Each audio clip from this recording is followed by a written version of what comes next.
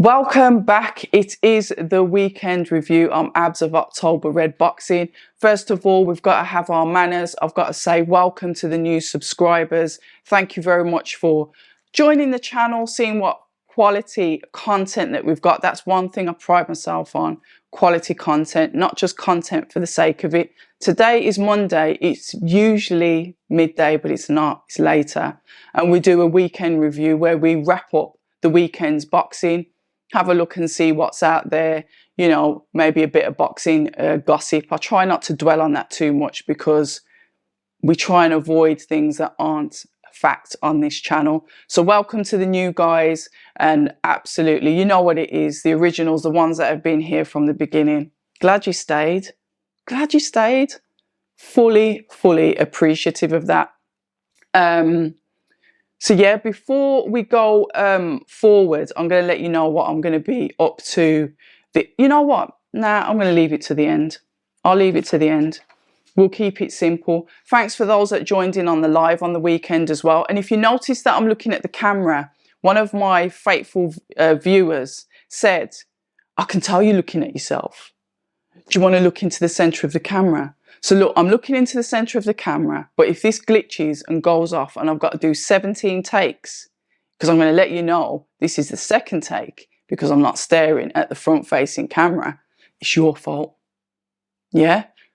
Because the viewers want me to look clean into the camera, clean into the eyeballs of all of you. But anyway, that's enough waffle. What a weekend of boxing that we did have.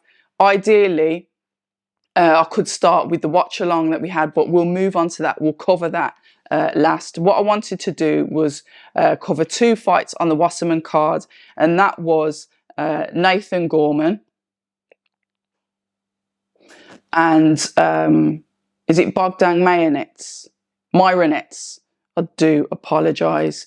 I didn't think that fight was as bad as it was made out to be on the internet post-fight. I didn't watch it live because unfortunately, I don't know what came over me. I just fell asleep. So I missed the Wasserman card. It was scored 8 rounds and it was scored 77-76. And Myronets got it. Myronets, let's have a look at his figures. How many fights is he? He's 8-1. It's his second fight this year. And the last one, he beat Cash Ali, 6-round points win when Ali fought in Scotland on the Wasserman card. So a fighter that they thought, yep, we'll bring back, yep, we'll go against Nathan Gorman. Nathan is a lovely guy. He is a good fighter. He came in, what did they say? How many pounds? He came in 23 pounds heavier than usual. So obviously this is his career heaviest. Not the best for him. You know, we had blood from his nose in the first round, and obviously the ref pulling up the shorts and putting the tape around it to keep his shorts up. Not a very good performance from Gorman. However, considering he clearly wasn't fit, he stayed in there for all the rounds, and it was still, whether you want to argue or not, it was still, you know, a close decision. So, yep, Myronets got it. Nathan is now 19-3. Myronets, like I said, is now 8-1. To me, it was a close fight, but I will say that Myronets was more front foot, aggressive, but Gorman would throw in the odd spiteful counter, and then you thought he was coming back into the fight, but he never quite did. Lessons learned, I'm sure Nathan's got some lessons that he does need to learn from it, but basically he's just got to get fit, hasn't he? Coming in at, what was it, 21 stone? You don't need to be doing that. So yeah, and I like Nathan, and he's one of these that had so much potential, but I'm not sure if he's ever going to see that now. So yeah, commiserations to him, but congratulations to Myronet. Would we like to see Myronets against some more of our British fighters? I think Fabio's obviously levels above We could see him with Fraser Clark. We could see him with Solomon Dakers. You know, the ones that are at, you know, English level. I think I'd like to see Myronets in with one of those guys. So hopefully soon we'll see it again. He's a tough Ukrainian. He comes forward. He throws a lot of punches. Yeah, and I think he'd be a good test for those guys that are, you know, looking to progress. So obviously British level, European level. I don't know. Let me know what you think in the comments. I'm sure that you all will. Right then, Chloe Watson. Now 7-0, went against the French Justine Lallemand, if that's how you pronounce it, flyweight division, and they fought for the EBU vacant title, which Chloe won on points. Very, very close fight again. I saw a lot of activity from Justine, really made use of her long levers, was all continuously throwing those, you know, those 1-2 like hooks, long shots, where Chloe was like almost like desperate to get on the inside. You could see her tucking up, crouching and going in, like she really wanted to have that brawl with Justine. Close fight, tough fight. I think Groves was on commentary and he was saying that he had it even. He said it could go either way. And another commentator was saying that it was a fight of two halves. A tough fight. Did it need to be that tough? Probably not. But yeah, Chloe made it like she wanted to get into a brawl where Justine was okay to keep it at range. I'm not in the ring, so I can't really comment on what should have been done, but maybe more parries from Chloe, parries and counters, rather than waiting to get inside to, you know, to really let the shots go, because that's what she was doing once she got inside. Once she got inside and she was comfortable, she was then starting to unload. And you could see that she'd clearly got to Justine. Justine's face was absolutely mangled from the heavy shots that young Chloe was throwing. But just on the basic watching it, it did look like a close fight. I had Chloe winning. I wouldn't have said it could have gone either way, but I had Chloe up by a round. So congratulations to young Chloe, who's trained by Ricky Hatton, who was giving her all of that solid advice in the corner. Yeah, so we can move on then to the Queensberry card. I'm only going to cover one fight on that, and that is going to be Moses Atuma. The only reason why I'm covering one fight is because I'm going to cover another fight and then finally the Matchroom card. So yeah, Moses Atuma, 1 minute into the first round, drops his opponent. Is it Michel Bolas or Mikel Bolas? I hate when I pronounce the name wrong. Moses now goes up to 7-0. Of those fights, he's had 5 KOs and he's got a 71% knockout ratio. Good for a heavyweight, absolutely. We saw straight away, as soon as the bell went, Moses was like, you could almost think, let's just get to work. Let's just get him out of here. A fighter, a heavyweight fighter, that isn't just going to say, oh, I'm going to get the rounds in, isn't going to say that, you know what, I'm comfortable to obviously test my fitness by going longer. He just wants to get in there and get him out of there. And that's what he has been doing. And you can safely say that because, like I said, 5 of his 7 fights have been KOs. He's probably been the most active heavyweight that has been unleashed as soon as they've turned pro. And he's mentioned in his post-fight interview with Queensberry that he's looking to be on the Usyk Fury or Fury Usyk undercard. So that should be good. He's keeping active. He's being managed properly. He's being given, you know, fights to go through. I get it. You could say that his record is being padded, but we are seeing other fighters that are going up against similar caliber and they're not getting the results that Moses is getting. all right, then you can say, all right, then when he does start to, really step up, is he going to be able to go the rounds? Because his fights are ending short. There's only 2 of those fights that have gone the distance. And I think was one of them a 4 and one of them a 6. Correct me if I'm wrong in the comments. Tests does he need to have?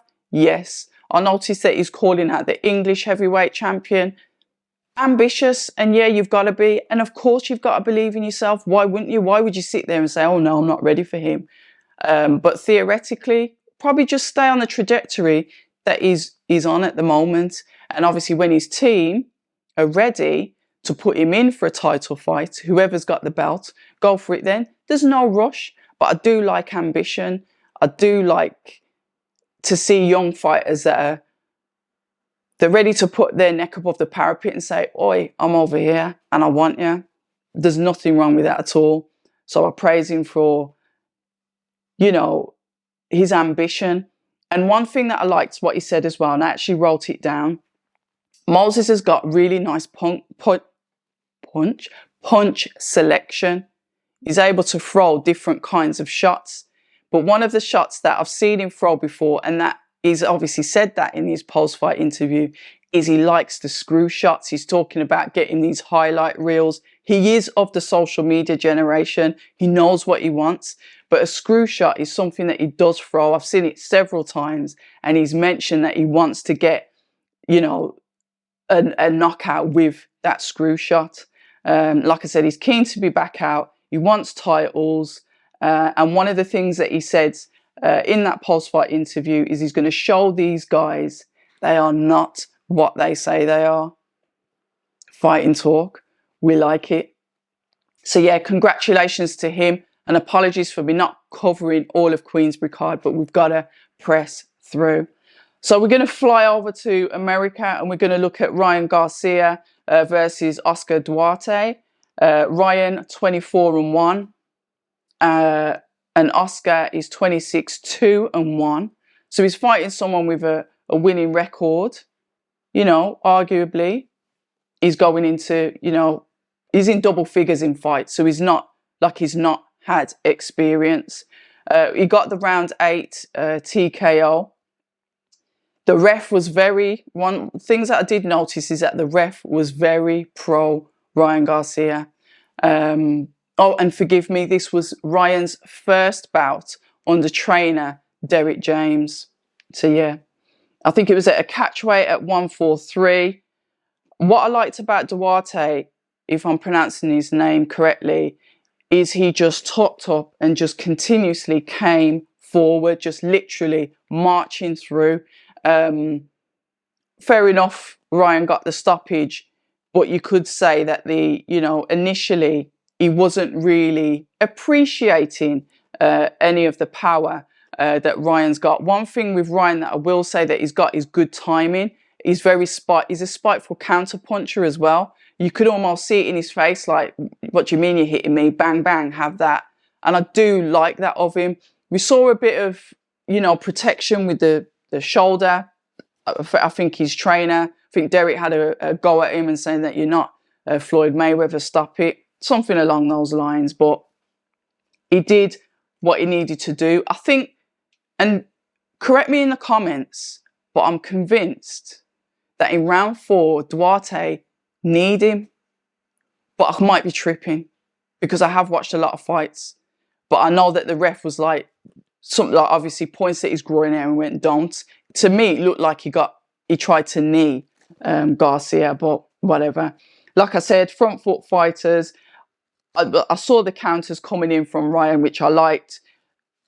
Good boxer. At the post-fight press conference, congratulations to him. Round 8 TKO. There was a little bit of protest of Duarte. He's saying that he got up on 9, 10, and that was it. Enough. We've seen enough. Whatever. That's up for debate, I guess. Post-fight press conference. I didn't realise, and maybe it's because I don't follow Ryan Garcia like that, is how extremely religious he is. He was almost like giving a little sermon saying, may the Lord God, bless everybody in this press conference. Come on, let's go. He's got that where he's very, very religious. which, considering, you know, somebody, like I said, in the social media era, somebody that you could argue is kind of like got that status. I mean, I was looking at the views on DAZN for his fight as I was watching it back, because I didn't watch it live. You're looking at like, it's over 1 million. So he definitely brings something. Fair enough, Bernard saying that he's got, you know, no belt, so, you know, why are we treating him like this?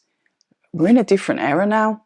And I think boxing is turning into a popularity contest. Love it or hate it, I think that's what it is. And you can see that with the crossover boxing. You can back that up and say, look at the eyes that are on the crossover boxing in comparison to the traditional boxing.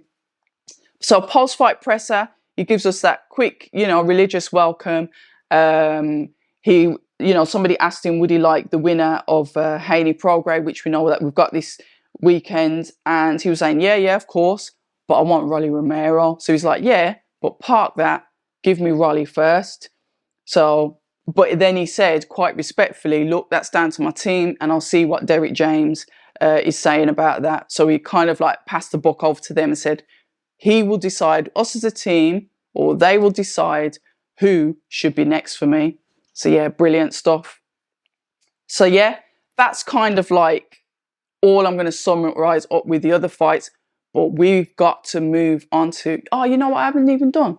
Put the light on in here. Nah, it's too bright. I'm turning that shit off. No. Oh, now that's gone really dark. Oh no, it's coming back up now. Ireland cards, Belfast card, Matchroom. Sorry, look at the camera. I really enjoyed that card. Cameron Vaughn got the stoppage in his third fight. So absolute massive credit to him. Ready, you know, I've said him and Junaid Bostan, when I look at the fresh ones, the new ones that are coming up, those are the two that I keep my eye on. Because I suppose it's a popularity contest again. Yes, they're stopping people, but they've also got that personality that they carry outside the ring where you want to kind of see what they're up to. You know, they're fighters that you'll either love or hate, but you'll always be watching because you want to see what they're doing. So yeah, enjoyable fight. McComb versus Sam Maxwell. Maxwell knocked down in round 3 and then obviously ended in round 9. Yeah. Sam Maxwell. I mean, congratulations to McComb. Lovely work. Good fight. Good to watch. Entertaining fight. Sam Maxwell got, you know, an opportunity again, but obviously just didn't come through it. It's tough. Boxing is tough. Where does he go next? What does he do now? You know, do you turn from, I get it, like the contender, and then do people just start using you as a measuring stick? The tough, cruel world of boxing. If you know me, you know I like the psychological side, and it's interesting to watch fighters go from being the A side to possibly ending up on the B side. And then it could be, you know, a slippery slope. Yeah, it's one of them. It's tough, but congratulations to McComb. Very well done to him. But my favourite fight, well, my second, now you know what, it was my favourite fight, because if you watched the live, you saw how excited I was about that fight. Kevin Ajaku versus Troy Williamson. Now, I like both gentlemen. Like I said, I've been privileged to speak with both of them. Both lovely guys. We saw the to-ing and fro-ing on Twitter when Troy was saying that, listen, you didn't want the fight, blah, blah, blah. And I think Kevin's come out and said, look, I did want the fight, but I had an injury, so I wanted to have a warm-up fight before I fight you. You could argue that he didn't refuse it flat out right, but he did refuse it to start with. But whatever, the fight got made, and were we entertained? We saw two completely different styles. Now, I didn't realise how sort of like front foot, come forward, brawlerish Troy is until he went in the ring with Kevin. Kevin was showing more boxing IQ. being able to move around the ring. Like I said, he's trained by Eddie Lamb. Well, he was trained by Eddie Lamb, I do apologise. And we see that same kind of ring dynamics with Sky Nicholson. So you can almost see, yeah, they at some point were trained by the same trainer. I saw really good ring generalship, but I saw Troy determined to literally just keep on the attack, keep on the front foot, keep going, you know, all the way through the fight.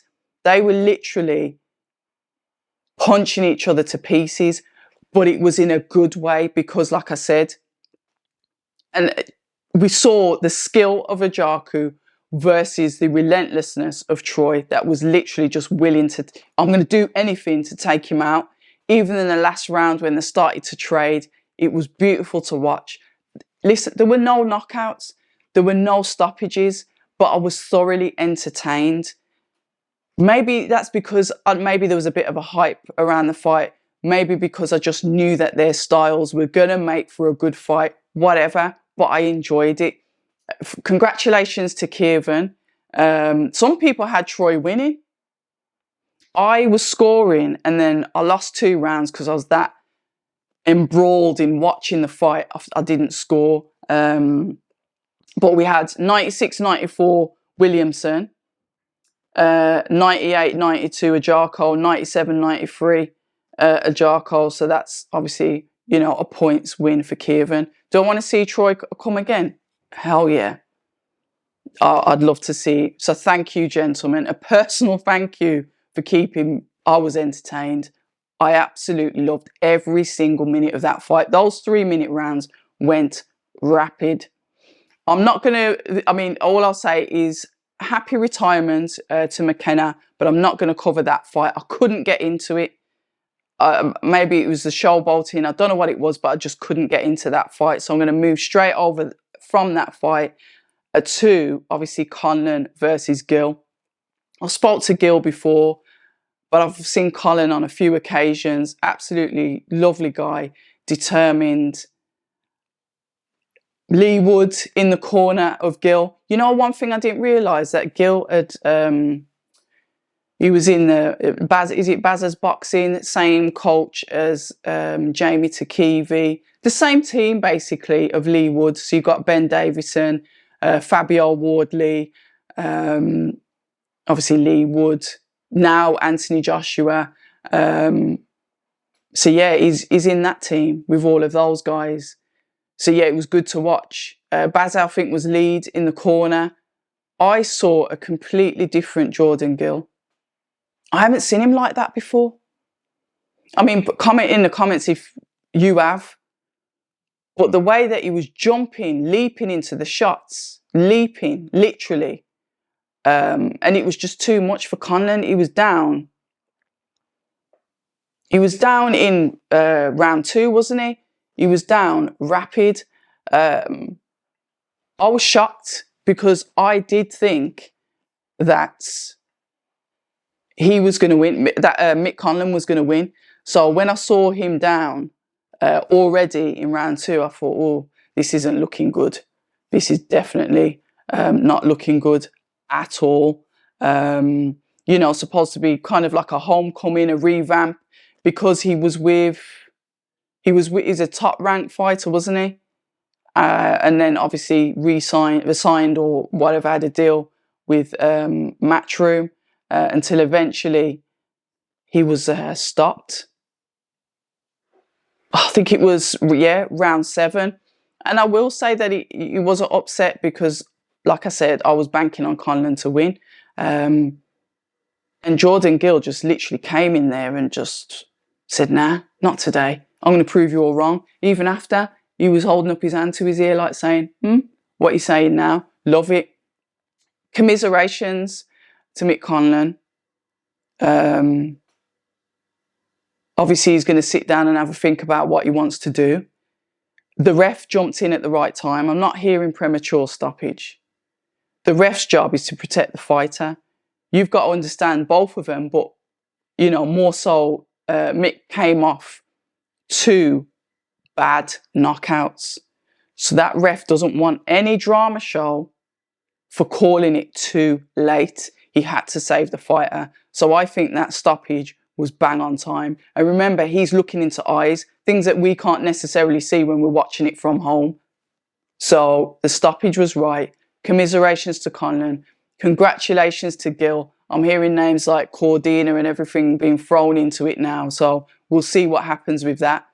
Another thing that I noticed as well, Jordan Gill's post-fight, touching. So much he's been through. Splitting up with his missus. Talking about being in a field and thinking about contemplating ending his own life.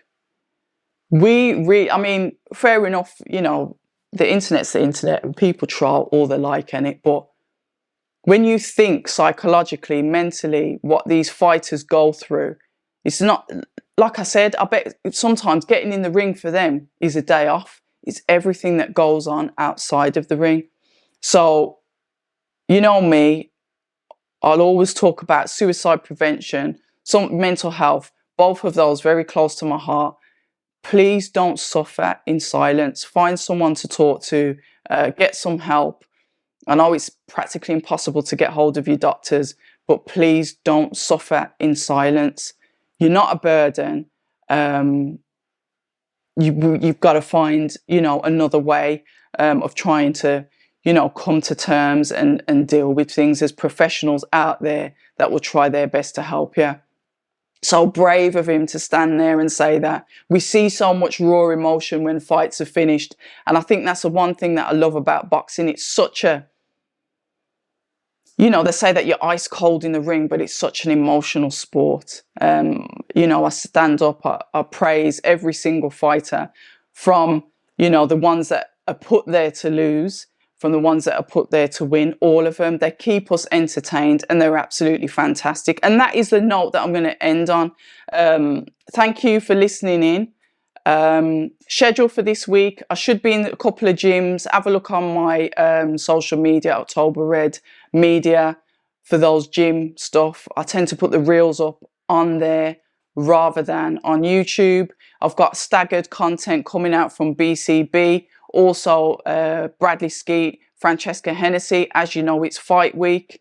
So you know what we're going to be doing this week. Sunday, we're going to be doing a live watch along from 8:30 p.m. The link's up there. Get notified for the CBS Masternat bout. It will be a good one. So from about 8:30, we'll go live. Once again, thank you very much for taking your time to listen to this. I managed to look in the camera, maybe glimpsed away a couple of times, but you know what we say at October Red, stay ready. People say I'm toxic, and honestly, I don't care.